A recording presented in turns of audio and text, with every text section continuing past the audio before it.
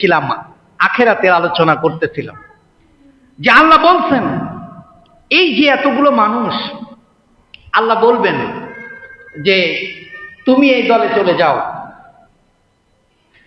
কাতার হয়ে যাবে মানুষগুলা, সবাই কাতার, নামাজে যেমন কাতারে দাঁড়িয়েছেন সবাই এমন কাতারবদ্ধ হয়ে যাবে। আল্লাহ বলবেন ভাগ হয়ে যাও, ইহুদিরা ইহুদির দলে চলে যাও, মুনাফিক মুনাফিকের দলে চলে যাও, কাফের মুশরিক খ্রিস্টান খ্রিস্টানের দলে চলে যাও, মূর্তি পূজক মুশরিকরা মুশরিকের দলে চলে যাও। চ্যানেলটি সাবস্ক্রাইব করে আমাদের সঙ্গেই থাকুন। আমার কথা না আল্লাহর কথা? যার যার দলে ভাগ হয়ে যাবে, সবাই যার যার দলে ভাগ হয়ে যাবে। আল্লাহ তাআলা আমরা যে নামাজ পড়তে এসেছি বলবে সিজদা দাও, রুকু দাও। যারা নামাজ পড়েছিল তারা রুকু দিবে, যারা নামাজ পড়ে নাই তারা রুকু দিতে কাঠের মতো সোজা হয়ে থাকে। এদেরকে পাকড়াও করা হবে। কি করা হবে? পাকড়াও করা হবে। যেই কথাটা আল্লাহ রাব্বুল আলামিন সূরা জুমারের ভিতরে বলেছেন। কোথায়? সূরা জুমার। মানুষের আমলনামাগুলো মাপা হবে, দাঁড়িপাল্লা থাকবে, নিক্কি থাকবে। এই কথাটা আছে সূরা কারিয়ার ভিতরে। কোথায়? সূরা কারিয়া। ফাআম্মা মান সাকুলাত মাওয়াজিনুহু ফাহুয়া ফি ঈশাতির রাদিয়া। যাদের আমলের দাঁড়িপাল্লা ভারী হয়ে যাবে, ফাহুয়া ফি ঈশা, আইশ মানে বসবাস করা, রাদিয়া মানে সন্তুষ্ট চিত্তে, তার মানে তারা জান্নাতে বসবাস করবে। সুবহানাল্লাহ। ওয়া আম্মা মান খাফফাত মাওয়াজিনু, আর যাদের আমলের পাল্লা পাতলা হয়ে যাবে। আমার আপনার আমলের পাল্লা পাতলা হবে না নাকি? আমাদের ভিতরে হবে না? ওয়া আম্মা মান খাফফাত মাওয়াজিনুহু ফাউম্মুহু হাওিয়া। রব্বুল আলামিন বলেন যাদের আমলের পাল্লাগুলো পাতলা হয়ে যাবে, ভারী কম হবে, আমল কম হয়ে যাবে, ফাউম্মুহু হাওিয়া। মা তার সন্তানকে যেমন আগলে রাখে, মা তার সন্তানকে যেমন ভালোবেসে কাছে টেনে নেয়, হাবিয়া নামক জাহান্নামটা এই জাহান্নামবাসীকে অমন ভাবে আঁকড়ে ধরবে। ফাউম্মুহু হাবিয়া। আল্লাহ রাব্বুল আলামিন প্রশ্ন করলেন, ওমা আদরাকা মা হিয়া। হে রাসূল আপনি জানেন সেই হাবিয়া জাহান্নামটা কি? ওমা আদরাকা মা হিয়া নারুন হামিয়া। সেটা হলো প্রজ্বলিত আগুন, যেন তেন আগুন নয়, পৃথিবীর আগুনের চাইতেও রাসূলের ভাষায় ৭০ গুণ বেশি তাপমাত্রার আগুন। বলি নাউযুবিল্লাহ। মানুষগুলোর আমল মাপা হবে।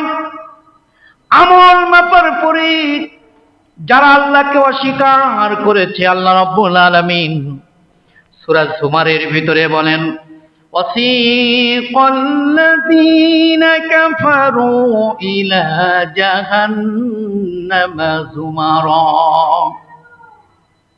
এই মানুষগুলোকে وَسِيقَ الَّذِينَ كَفَرُوا, যারা আল্লাহর মতকে অস্বীকার করলো, আল্লাহর দেওয়া পথকে অস্বীকার করলো, আল্লাহর দেওয়া আইনকে অস্বীকার করলো, অল্প মানলো অল্প মানলো না, এমন সুবিধাবাদী আছে না নাই? কিছু অংশ যদি নিজের জীবন চলার জন্য সহজ হয় ওটাই মানে, আর যেটা কঠিন ওটা মানে না। আছে না? নামাজ পড়তে রাজি আছি, কোনো সমস্যা নাই। হজ করতে রাজি আছি, তাতেও সমস্যা নাই। যাকাত দিতে রাজি আছি, তাতেও সমস্যা নাই।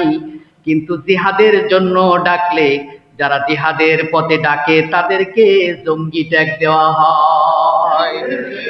অথচ নামাজ পড়া ফরজ, জিহাদ করাও কি ফরজ। যাকাত দেওয়া ফরজ, জিহাদ করাও করো। এক অংশ মানে আর এক অংশ মানে না, আছে না নাই? আপনি অনেক লেবাসধারী মানুষ দেখবেন, তারা দিনের পথে অনেক সময় লাগায়, তারা অনেক সময় লাগায় দিনের পথে, কিন্তু তারা আলোচনাও করে, কোরআন বোঝে, কোরআন জানে, সব জানে, তাদের ভিতরে নামাজ, কোরআন, হাদিস সব পাইবেন, কিন্তু জিহাদের কোনো কথা তাদের মুখ দিয়ে বের হয় না। তারা কোরআনের এক অংশকে মানে আর এক অংশকে মানে না। অথচ আল্লাহ বলছেন, আফাতুমিনুনা বিবাদিল কিতাব ওয়া তাকফুরুনা বিবাদ। তুমি কোরআনের এক অংশ মানবা, এটা কার কথা? কোরআনের এক অংশ মানবা, তুমি সুবিধাবাদ জিন্দাবাদ, যেটা তোমার জন্য সহজ হয় তুমি ওইটা মানবা। তুমি কোন কাজ করো না, ইসলামের জন্য সহজ সহজ কাজগুলা করো, তোমার বিরুদ্ধে একটা মামলা হয় না, ঠিক কিনা? তোমার বিরোধী করার মতো কেউ থাকে না। সরকার তোমাকে শেল্টার দেয়, সব কিছু দেয়, তোমার একটা কর্মীর বিরুদ্ধে মামলা নাই। আর যারা ইসলামের সকল কার্যক্রম করে, জিহাদের কথা বলে, এদেশ কোরআন দিয়ে চলুক, হাদিস দিয়ে চলুক, রাসূলের মত দিয়ে চলুক, আল্লাহর পথে চলুক, এই কথা বলতে গিয়ে সর্বনিম্ন কর্মীদের নামেও 60টা মামলা। কয়টা মামলা? তার মানে তুমি সুবিধাবাদ জিন্দাবাদ, তুমি ওই হুজুর, তুমি সুবিধাবাদ জিন্দাবাদ। অনেক হুজুরের মাহফিলে, অনেক হুজুরের মাহফিলে 144 ধারা জারি করা হয়, আর অনেক হুজুরের মাহফিলে পুলিশের কোনো অনুমতিই লাগে না, আছে না নাই? তার মানে ওই হুজুর সুবিধাবাদ জিন্দাবাদ। এই নির্বাচনের পরে হয়তোবা অনেক আলেমের চাকরি চলে গেছে, কারণ আমাকেও হুমকি দেওয়া হয়েছে, হয়েছে কিনা? আমাকেও দেওয়া হয়েছে, অনেক হুজুরের চাকরি গেছে গা। এখন আমাকে যে হুমকি দিয়েছে, এই মানুষের মত আর আমার সভাপতির মত যদি এক হতো, তাহলে কি আমি এখানে টিকতে পারতাম? সম্ভব?